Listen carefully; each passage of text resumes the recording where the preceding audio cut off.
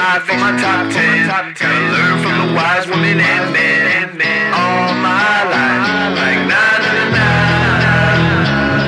for my top 10. Top 10, 9. This one's for my top 10.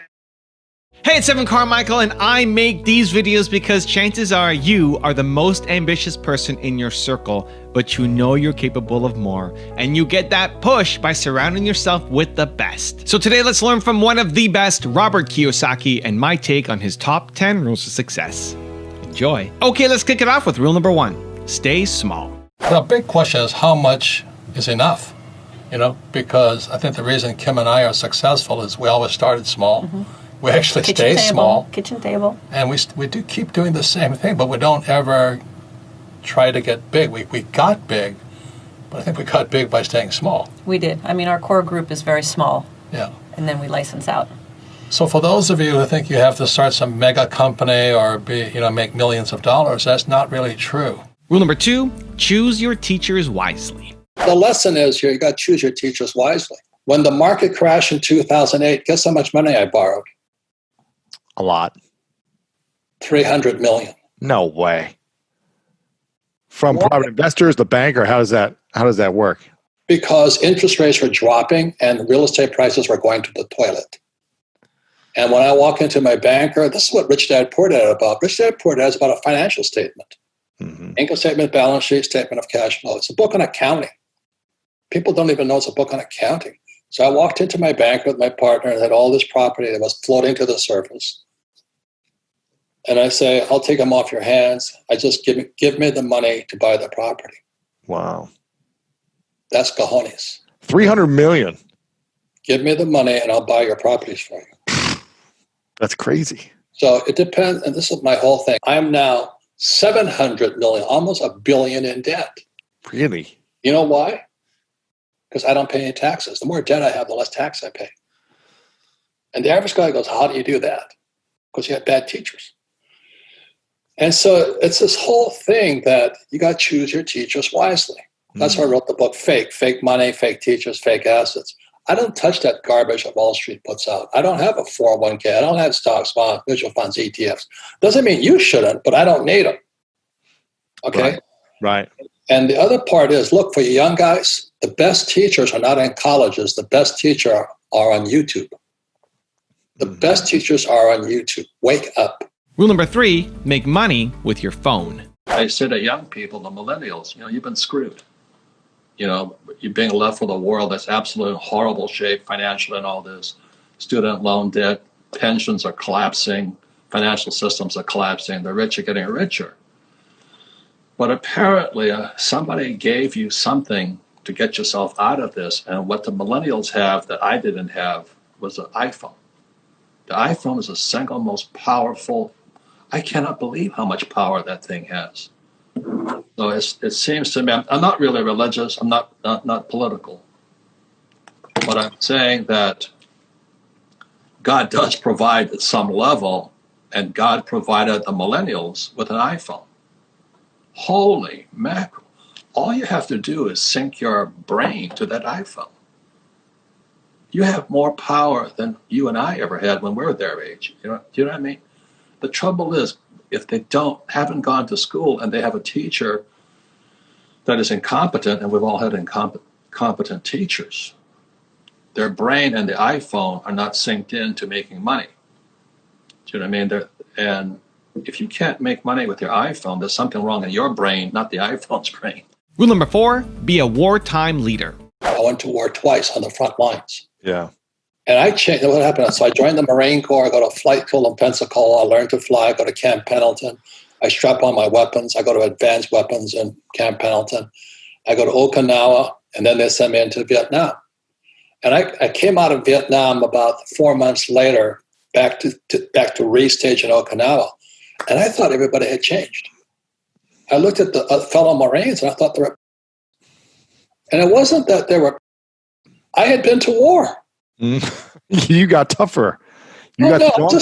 It's different. When somebody's trying to kill you, every single mission, I went down 3 times. No way. Yeah. And I came back stronger and tougher. So I come back to Okinawa. I got like a week off, and they're going to ship me back into Vietnam again. I said, what happened to these guys? And it wasn't that they changed, I changed. So what happens to entrepreneurs who go out and they get their ass handed to them and they survive? If you survive, you see the world differently. And so that's what happened to you when you get injured and all this. Yeah. You see a different world. Whereas some peacetime who's climbing the corporate ladder right now, they just lost their job. They're sucking their thumb. This is the worst time for them. Yet for a wartime leader, they're excited. They're excited about it. Yeah. It's the best of times. Yeah. If you're an entrepreneur right now, the world's open to you. If you're an employee, your world's dead to you.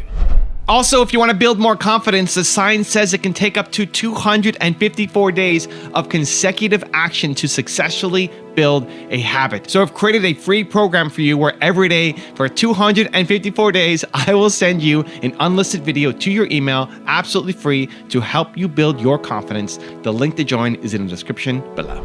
I don't cheat on my wife. I don't cheat on my customers. I don't cheat people. I don't cut corners. If I can't do something, I'll tell you up front. If I screw up, I'll tell you.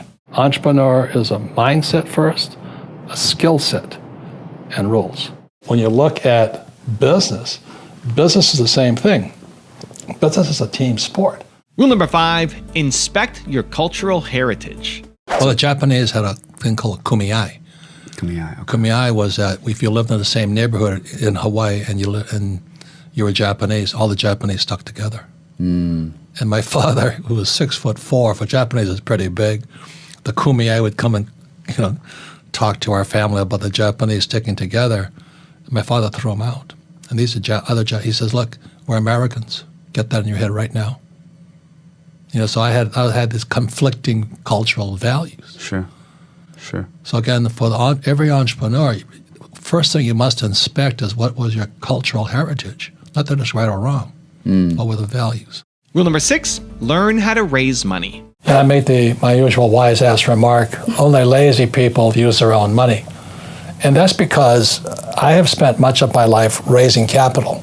Today you have crowdfunding and all that stuff. But the reason I had to learn to raise money was because I had no money. And so if you read Rich Dad, Poor Dad, in there, my rich dad always said, never say, I can't afford it. And it was my rich dad and many of my teachers subsequent to that. They said, lazy people always say, I can't afford it. I don't have the money. That's why they're poor. They have a poor mindset. So instead of figuring out how to raise money, it's just really easy to be a loser. And I call them losers. It pisses them off. Because we all have the power, if we wanted to not be poor if we learned how to raise money. Rule number 7, adjust your mindset. If you're poor right now, it was called look in the mirror. That's what my rich dad always said to me. He says, if you're looking in the mirror right now and you see a loser, that's what you are. You can't make money in this economy. You better change your thinking. Hindsight is 20/20, as they say. Yes. If you're looking, you don't have any money, you don't have a job, your boyfriend or girlfriend has left you, and sitting there goes, well, how did I get here? How did I get here? There was a great book called, Gulag Archipelago by Solzhenitsyn. So he gets thrown in a concentration camp or a gulag in Siberia, and he says, how did I get here? You know how he got there? Because he was a peacetime leader. Didn't fight back. So people are being sold to go to school, get a job, pay taxes, save money, get out of debt, buy a house. The house is an asset, and invest for the long term in a well-defined portfolio of stocks, bonds, mutual funds, and ETFs. And I do none of that. Rule number 8, have accurate records. My wife and I started with a bookkeeper. Why a bookkeeper? Because the number one thing an entrepreneur must have is accurate records. I've made so many guys show up and they said, where are your records? They want me to fund their company. They don't have any records. They have no numbers. I said, how do I know if you're good or bad? Well, yeah, man, it's a good concept. We're doing a lot We're of going good. to change the world. Yeah. This is like a revolutionary concept. We're good people. Yeah. You know, I have a master's in art. Yeah. We're from the same city, you know? I know, yeah. You know? We grew up together. Rule number 9, change who you listen to. If you're not doing well, if you're not thriving today in this crisis, then somebody to your head. Somebody crawled upside your butt and into your head and messed with it. You know, go to school, get a job, work hard, taxes, save money, and then get out of debt and invest for the long term in a well-diversified portfolio of stocks, bonds, mutual funds, and ETFs. If you've done that, you're in big trouble. So as you know, if you don't change your thoughts, you don't change your life. And that's why I've been tweeting. I know I'm so old, I don't know what Twitter is. I'm finding out fast. But anyway, what was I talking about? Oh, I said, go to YouTube, man. The best teachers are on YouTube, and they're not getting paid stupid academic rates. You know, they don't have tenure. Most of them, if they're a real teacher, they're doing really well today. You're doing well. I'm doing well. I would listen to us, not that phony at Harvard, you know, the peacetime leader. And rule number 10, the last one before a very special bonus clip, is operate on faith. I don't know if it's good news, except to be careful. What changed my life was a book, like it did for many people. And it was this book here. It was called The Grunge of Giants. And it's by Dr. R. Buckminster Fuller. And grunge stands for Gross Universal Cash Heist. So when I was, I think, in my 30s, I went to study with Fuller. You know, he's most well known for the geodesic dome. And I first saw his geodesic dome in Montreal, Canada, Expo 67, the World's Fair of the Future. So my classmate from school in New York, we hitchhiked up to Montreal just to see Bucky's Dome. It was a U.S. pavilion, and it blew me away. You know, and but we all have these events and teachers in our lives. And so I think the good news is that there's a teacher like you online now. The best teachers are on YouTube, not in schools anymore. And I think that's really the good news, is what we're doing is the news. What's happening in the news today is fake. It's the old news. This, it's tragic. This coronavirus, you know, like, I don't know if it's real. I mean, the virus is real, but the media terrorism is frightening. So I've already been warned many times to stay in my lane. Don't go into medicine. Don't go into this virus. Stay teaching people with my little cash flow game. You know, I'm talking about stay small or we'll stomp on you. So I just remember back in I first went to the Dome in Montreal at the World's Fair in 67. And I studied with Fuller in 1981, and I studied in 81, 82, and 83, and he was predicting the future. He told us what was coming.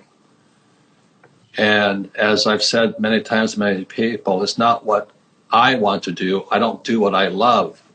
I ask myself, what does God want done? And what God wants done is real education, in my opinion, and it's financial education. And there is no real financial education in our school systems, and that's not a mistake. So that was in 81 and 83. I couldn't take it anymore. I read Grunge of Giants, and I understood it because my rich dad kept saying, somebody's messing with us. And every time you say that, you know, you're a tin hat guy, you're an aluminum hat, you're a conspirator, you're a spaceship, you're an alien guy, and I'm just saying, no, I'm an entrepreneur. At the time, I was in rock and roll.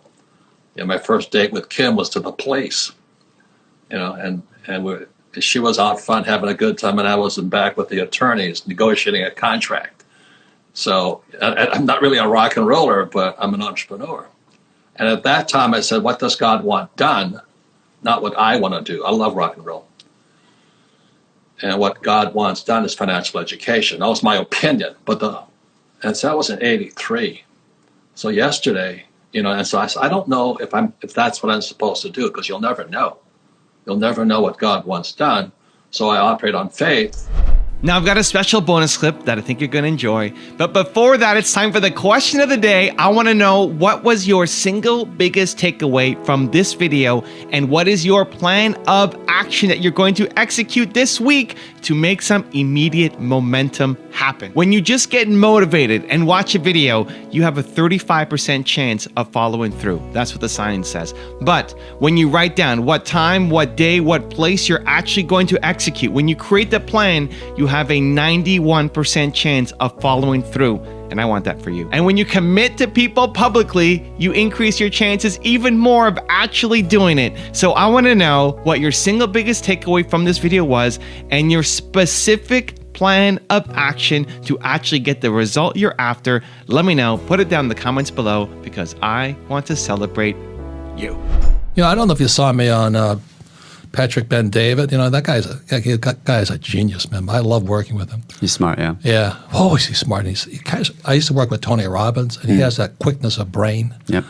I'm a little Hawaiian, I'm a little slower. But anyway, he goes, I told him, I said, you know, during the agrarian age, the church was the center. So every small town had a church. So it was very spiritual, and that was the culture. We shifted to the industrial age, and then weaponry came up. So we could now kill. You know, it went from swords to guns to machine guns to rockets to drones, you know. So during the industrial age, they started building statues to war heroes. So that was, you know, as a Marine, they have the Marines raising the flag on Iwo Jima, and they have Robert E. Lee and Grant. And so everybody respected war heroes and stuff like that. Now they're tearing down Robert E. Lee and Grant and all these guys, because America is now worshiping the victim. Victim mentality. The victim mentality. And that's what I said on Patrick Bet David. And a couple of my friends called me and said, "You're an asshole." And I said, "Well, you're entitled to your opinion, but I've been called better, you know," and stuff like this. But I said, we're raising victims. Our schools are pumping out victims. And the reason I like this guy, Jordan Peterson, is he says, it's not what a person stands for. You see that? He did this great thing. It's what are they against? He says a lot of times they'll stand up there and say, well, I stand for socialism, but they're really against the rich. And so that's why when you talk about Andrew Yang and Pete Buttigieg and all this stuff, I wonder what they really stand for. What are they really fighting for? So I'm upfront with you. I'm fighting for capitalism. Yeah. You know, I fight for education, that we should have better education. I'm not saying anything else inside that. I don't have a hidden agenda. Sure. So when these guys are talking about we're going to fix the homeless, I said, what does that mean? And so what Jordan Peterson says, they're against the rich. They're not for the homeless. They're against the rich. And that's where most of the people on the left are. And I don't know that because I'm not political, not Republican or Democrat. You don't have any religious agenda. You know, you want to believe in God, fine. Don't want to believe in God, fine. But I want to know what you really stand for, not what you pretend to be standing for.